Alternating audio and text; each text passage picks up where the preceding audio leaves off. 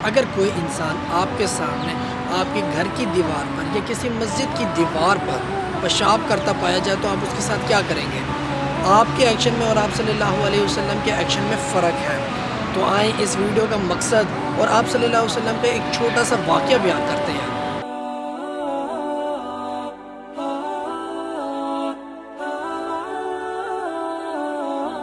السلام علیکم ورحمۃ اللہ وبرکاتہ۔ میرا نام ہے بشیر سعید اور ہم احادیث اور سنہ کو سائنٹیفکلی پروف کرنے کی کوشش کرتے ہیں۔ تو واقعہ کچھ اس طرح کا ہے کہ ایک دفعہ آپ صلی اللہ علیہ وسلم کچھ اصحابیوں کے ساتھ مسجد میں تشریف فرما تھے کہ ایک شخص مسجد میں داخل ہوا اور مسجد کے ایک حصے میں جا کے پیشاب کرنے لگ گیا۔ اصحابیوں نے دیکھ کے بہت غصے کا اظہار کیا، لیکن آپ صلی اللہ علیہ وسلم نے ان کو منع فرما دیا۔ جب انہوں نے اس انسان کو روکنا چاہا تب بھی آپ نے منع فرما دیا اور اس انسان کو اپنی ضرورت پوری کرنے دی، اور جب اس کی ضرورت پوری ہو گئی تو آپ صلی اللہ علیہ وسلم نے اس جگہ پر پانی بہایا اور اس انسان کو اس معاملے میں سمجھایا۔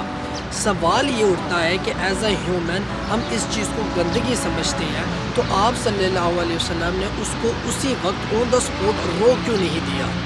آپ صلی اللہ علیہ وسلم نے اس شخص کو نہیں روکا، تو اس کا کوئی نہ کوئی سبب تو ضرور ہوگا۔ تو آئیں اس کی میڈیکل امپورٹنس دیکھتے ہیں۔ آج کی میڈیکل سائنس یہ کہتی ہے کہ ایک انسان 150 سے 200 ملی لیٹر تک کا پیشاب اپنے بلنڈر کے اندر آسانی سے روک سکتا ہے۔ اگر وہ اس سے تجاوز کرے تو 400 سے 500 ملی لیٹر تک کا پیشاب سٹور کرنے کے بعد، روکنے کے بعد ایک انسان کا بلڈر سٹریچ ہونا شروع ہو جاتا ہے ایک بیلون کی طرح۔ اس عادت میں مبتلا ہونے کے بعد اور کئی دفعہ بلڈر کا سٹریچ ہونے کے بعد وہ بلڈر واپس اپنی اصل حالت میں نہیں آتا۔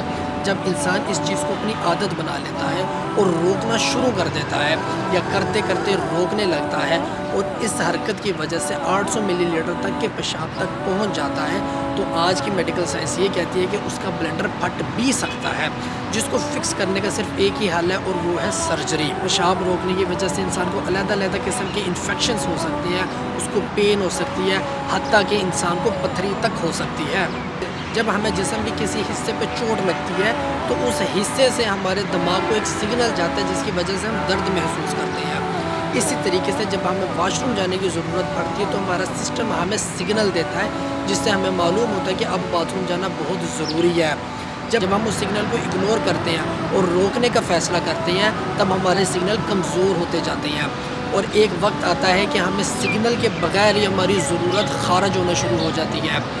ان سارے مسئلوں کو مد نظر رکھتے ہوئے شاید آپ صلی اللہ علیہ وسلم نے اس شخص کو نہیں روکا اور اصحابیوں کو بھی منع فرمایا کہ اس کو نہ روکا جائے، اور سیکھنے والوں کو یہ سکھایا کہ ایمرجنسی کے وقت سب سے پہلا کام یہ ہے کہ اپنی ایمرجنسی کو دور کیا جائے۔ آپ صلی اللہ علیہ وسلم نے اس انسان سے اتنی پیار محبت سے بات اس لیے کی کیونکہ آپ رحمت للعالمین ہیں، آپ اس دنیا کے سارے جند پرند کے لیے رحمت بن کر آئے ہیں۔